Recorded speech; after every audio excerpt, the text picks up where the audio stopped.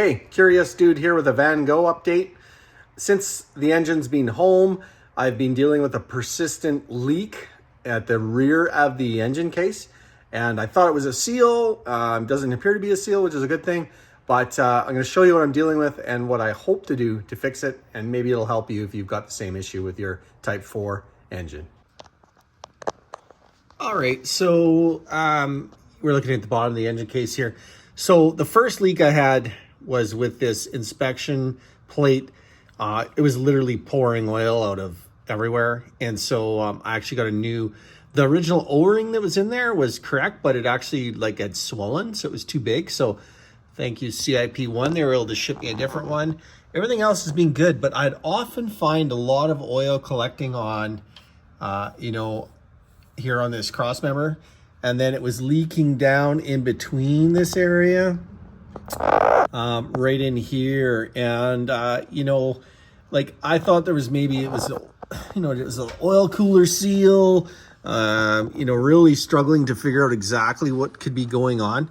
The filler tube here is actually loose because I've removed it, and as you can see, the gasket had failed once before, so I had used a bunch of goop on it. And that proved to be very unsuccessful. So the trick, though, is that to remove that piece is a bit of a production. So this cross member is in the way, and the muffler. So what I'm going to do is support the engine. I'm going to remove the drawing in blank on the name of the support bar right now. I'm going to loosen the support bar up and see if I can lower this end a little bit. And then I can fish this out, and we'll reseal it up, and we'll see if we can solve the leak. All right, so here's how we're going to get that fill tube out, which is really captured by the muffler and by this crossbar. Take the two bolts out of here. So we loosen this up. The engine is supported, of course. And we come down here, loosen a couple of nuts that are on the rubber insulators for this piece. And that should be, if we give a little pull down on the bar, I should have enough room that we can sneak that by.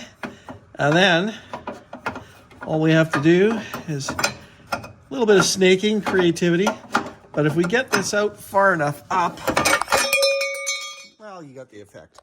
Out it comes. So now we can clean that up. That's a pretty awful RTV job. In fact, I can see where the leak was coming from because there's a bunch missing on the one end. But anyway, so we'll clean up all these connections. We're going to make sure they're nice and oil-free, and then we'll put it back together.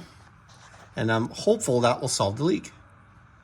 Actually, another place that's common leak is right here, because there's a little connection between a rubber membrane that goes to where the dipstick tube is. So I'll check for cracks and stuff like that, but otherwise, hopefully this solves it. There, I've cleaned this all up, degreased, cleaned up all the old gasket sealer, and put a fairly generous bead smear, maybe a better word, right, of RTV on there, but it's fairly even. I'm just going to let it set up a little bit before I attach it, and check the Bentley, because I'm pretty sure the torque for both of the studs is pretty low. It's only a very few amount. I'll add it to the video here so you know exactly what it is. All right, the last thing I did here is I torqued it up, and there's a rubber boot for the dipstick. You can see I put a small clamp on there, just real light, because it's not a real great connection, and so that's also could be, I think, a part of the source of the leak, although I think it was really just coming from the gasket area. So all torqued up. I'm going to let it harden up for a few hours before I even put oil in it, because if you look at the setup of the Type 4, the engine as sitting level, this always has oil on that gasket connection, so also prone to be. Well, here we are a couple of days later, and not one drop of oil. And if we crawl under a little bit further and look, we'll see that there's no evidence of sweating or any oil residue, so we'll consider it a success. Thanks a lot for watching, and stay tuned for more updates on Van Gogh.